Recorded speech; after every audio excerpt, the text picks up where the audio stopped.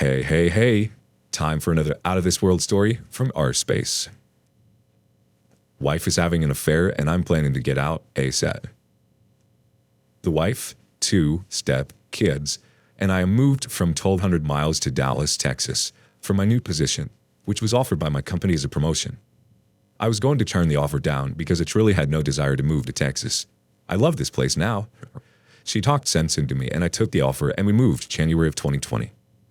Not long after that, COVID started, and we were left to navigate a new family. Oh yeah, we also got married a week before our big move. Dynamic, a new city, COVID, working from home, and online learning for a 6 and 10-year-old. Life got hectic quick. Fast forward to after summer vacation, and we got our two boys back to get ready for the new school year. That's when things fell apart. We stopped dating each other, and we got tied down with everything that had to do with the kids. Football, taekwondo, schoolwork, parent meetings, and she was out of work because her office shut down. Anyway, we didn't have a great start to our marriage, and we got stale pretty quick. I had issues with the kids as far as their behavior goes. They insisted that they couldn't go to sleep without the TV on. They went to bed at 11 p.m. They ate dinner in front of the TV while playing video games. The older brother picked on the youngest. They couldn't say please or thank you if their life depended on it, and they treated their mother like she was their slave. I obviously would correct the kids, but then my soon-to-be ex-wife would always come in and save their butts. That eventually made me feel like an outsider in my own home. I knew that blended families would be tough, but when you add COVID, a new job, new city, and take the kids away from everything they have ever known, even if it was for better life, blended family life gets super hard. I started noticing that the kids were doing what they wanted because their mother allowed it. That made me start to get annoyed with her, as she would never listen to me about it. She thought I was being unfair to them. That same year, I started medication for my PTSD, and they had me on a strong dose, which basically took any emotion I had and suppressed them. I would be super happy, but wasn't able to show that I was just blah all the time to the outside world. The meds and not feeling like the man in my house made me stop showing affection to my wife. I would always cook, clean, do laundry, let her sleep in, make coffee for her every morning, and bring it to her bedside, get the kids up for school, etc. So to me, I thought my actions said I love you. But I was wrong, since she didn't think I did, because her love language was words of affirmation. Anyway, fast forward. She brings up divorce a bunch, and moving out a bunch, to the point where I start to also think that maybe divorce was the best option. She moves out in December. 2 weeks go by, and my head is clear, and I got the right doses of my medication now. For 2 weeks, I've been coming up with excuses to come over to her apartment to see her and the kids. Well, one day, I decided to surprise her with flowers. I go over while she's at work.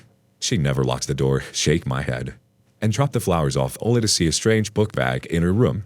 I asked her son, he was on sick, if another man has been sleeping here, and his exact words were, "Please don't tell Mom, but Lewis has been staying over here for a couple nights." I was heartbroken. I called her and asked her, and she said she would never do anything until the divorce was over. Mind you, only 2 weeks has gone by, and she already had another man sleeping over, and he had been around the kids. I knew she was lying, but I didn't want to believe it. So naturally, I went into desperation mode. I started talking to her every day, trying to convince her to come back. I started doing all the small things I did for her, like bring her the same coffee I first got her the day we met. I sent flowers to her office, etc. It was all met with anger and her telling me we will never be together again. My best friend told me not to stay home alone for the holidays, so I purchased a ticket to go visit him in Florida. I've been talking to my soon-to-be ex-wife, and I asked if I could spend Christmas with her and the boys, and she said no, that I needed to go to Florida and have a good time. So I fly out to Florida for a few days and miss Christmas. During that time, the ex-wife was communicating with me every day, and we will laugh and talk about the good times. I come home and asked her if I could do New Year's with her, and you guessed it, she said no. One day, she asked me to go check on the kids, and she was really stressed. Well, she calls me back and tells me to forget it because she's on her way. Something told me to still go over to her place and check. When I get there, she's not there. I took this opportunity to snoop around the house, and to my surprise, her closet was filled with men's clothes and sneakers, and her bathroom had all his shower stuff and shaving stuff. I called her to tell her I'd check on the boys, and that I know she's having an affair. She apologized and said she didn't tell me because she didn't want to hurt me.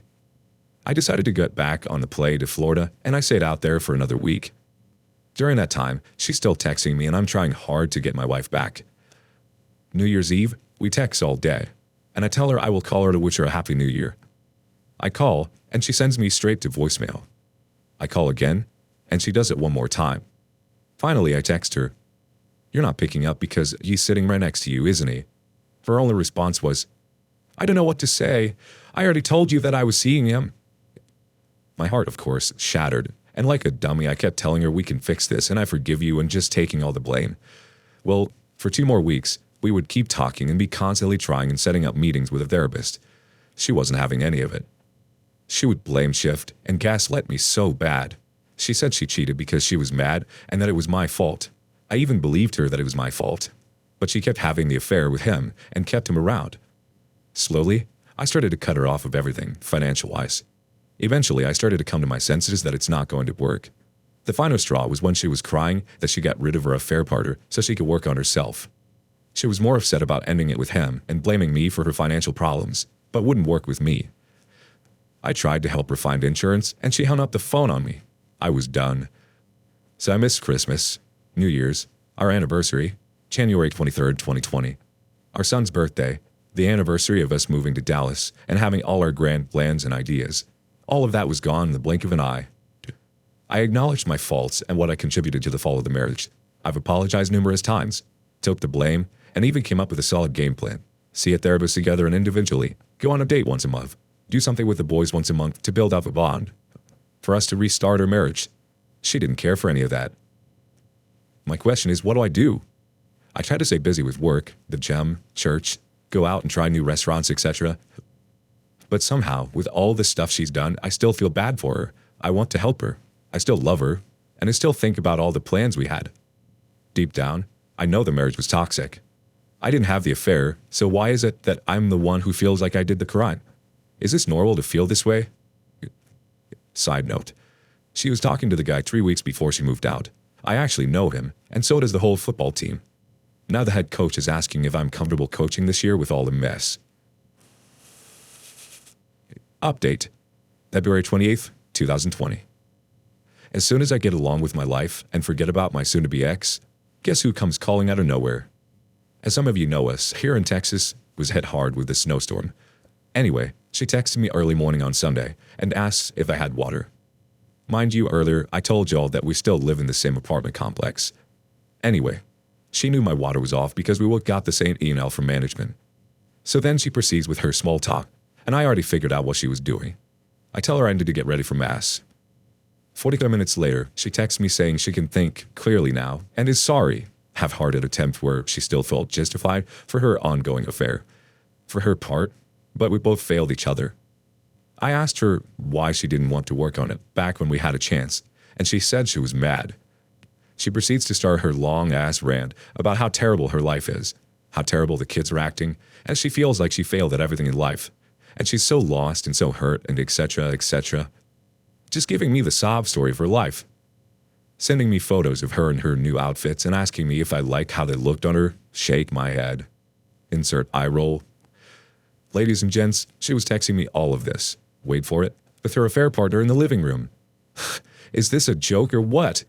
She is literally all over his Facebook page and is still actively dating this man.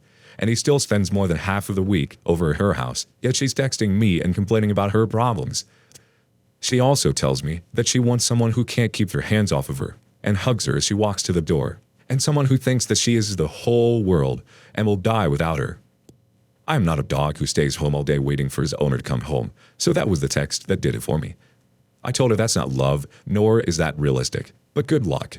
I could never provide that for her, and no man can. Divorce will be final in 3 more weeks, and I cannot wait. Update, March 24th, 2020. Well, divorce has been finalized. The last 2.5 weeks, she played around with me and told me she wanted to work things out, but she needed time to think. Avoided seeing me in person, avoided questions, blamed everything on her depression medication, etc. She kept giving me hope and then backtracking. She kicked the affair partner out so she could think. Well, yes, he was gone for a week. But Monday, she calls me and tells me that she's made a decision. I'm like a decision between him and I, or a decision in general. She was quiet and I already knew what it was. Long story short, I got no explanation from her. The very next day, I took the final divorce decree to the courthouse. Later in the day, she seemed so excited to know if I got the paper signed or not. This prod tells me that she wanted to remain friends because I'm a good guy and she does love me. 2 hours later, her boyfriend's vehicle was back at her place. Gotta love it. Let's get an insightful comment from the community. Namely, Kudabear86. Nothing justifies, you did this and this and this, so that means I'm going to go break vows and commit sexual infidelity. Not a dang thing justifies it except maybe you cheating first. She is painting herself as the victim here and thinks that justifies her affair.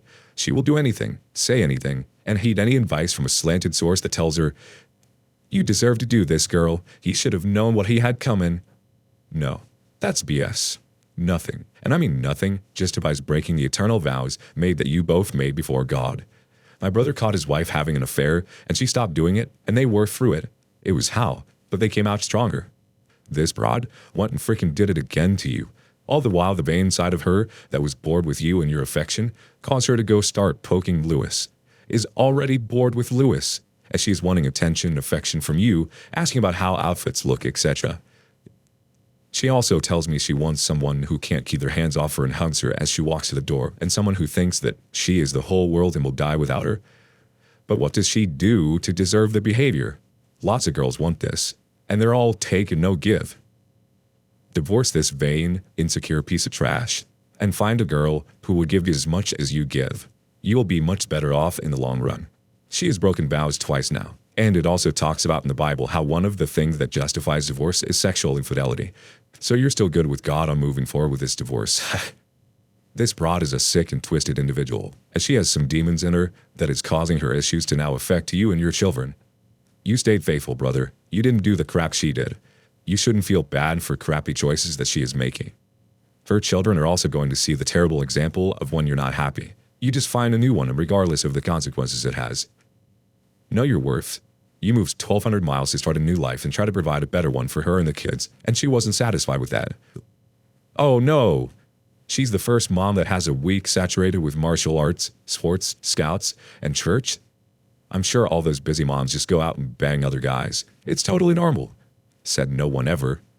I'm a simple father with primary custody, and I handle jiu-jitsu, church, youth group, and scouts each week for my son who lives with me.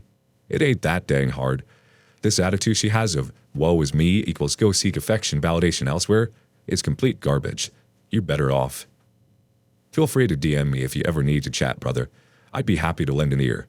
I'm also in Houston, so I can tell you a lot about taxes, family law, etc.